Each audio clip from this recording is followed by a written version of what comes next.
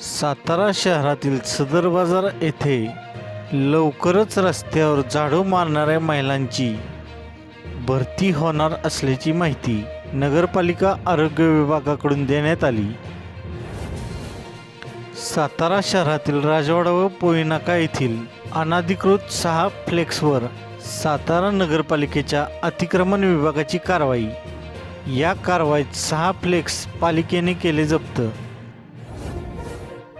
सातारा नगरपालिकेचे नगरसेवक वसंत लेवे यांनी घरपट्टीच्या विरोधात आंदोलनाचा इशारा देताच मुख्याधिकारी अभिजित बापट यांनी वसुली विभागातील कर्मचाऱ्याची केली बदली। सावित्रीबाई फुले यांच्या जयंतीनिमित्त रयतराज सेवा संघाच्या वतीने सातारा शहरातील सदर बाजार येथे महिलांचा करण्यात आला सत्कार।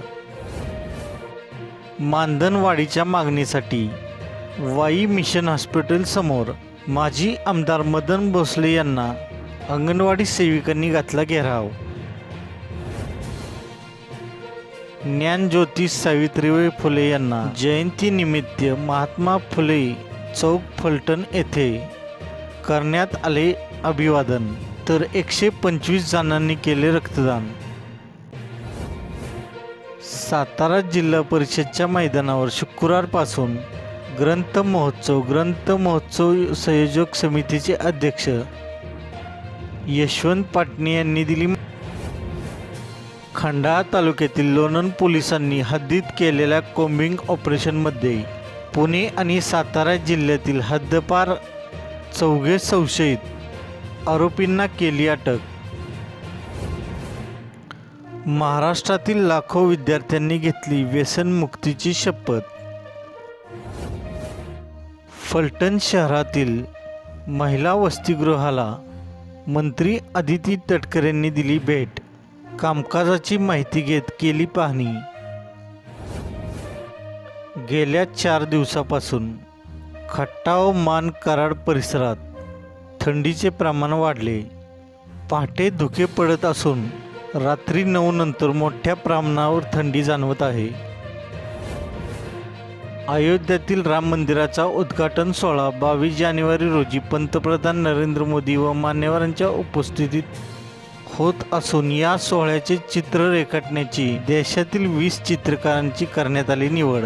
या 20 चित्रकारांपैकी कराड तालुक्यातील उंडाळे येथील किरण कुंभार व ओंड येथील दिलीप माळी यांची करण्यात आली निवड।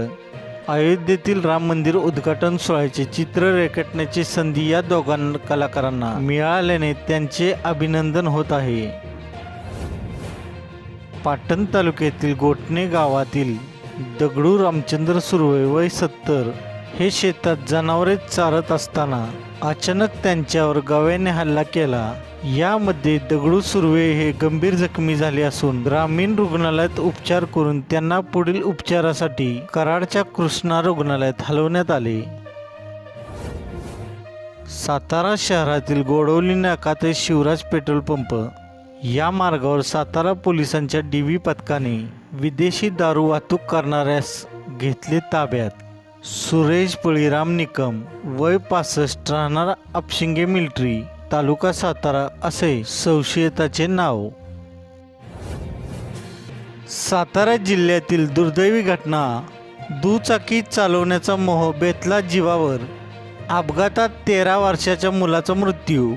खंडाळा तालुक्यातील मावशी येथे झालेल्या दुचाकीच्या अपघातात संस्कार लक्ष्मण राऊत वय 13 या शाळकरी मुलाचा मृत्यू झाला। लहान वयात गाडी चालवण्याचा मोह त्याच्या जीवावर बेतला। या घटनेने परिसरात हळहळ व्यक्त केली जात आहे। याबाबत मिळालेली माहिती अशी, संस्कार राऊत याला गाडी चालवता येत नव्हती, तरीही त्याने दुचाकी चालवण्याचा प्रयत्न केला। यामध्ये दुचाकीचा ॲक्सिलेटर पिळला गेला। समोरील कच्चा रस्ता आणि उतार असल्याने त्याचे दुचाकीवरील नियंत्रण सुटले। ही दुचाकी शेजारी असणाऱ्या बाळू राऊत यांच्या घराच्या भिंतीवर जाऊन आदळली। या अपघातात संस्कारच्या डोक्याला, छातीला आणि उजव्या पायाला गंभीर मार लागला। त्याला उपचारासाठी रुग्णालयात दाखल करण्यात आले असता तिथे त्याला मृत घोषित करण्यात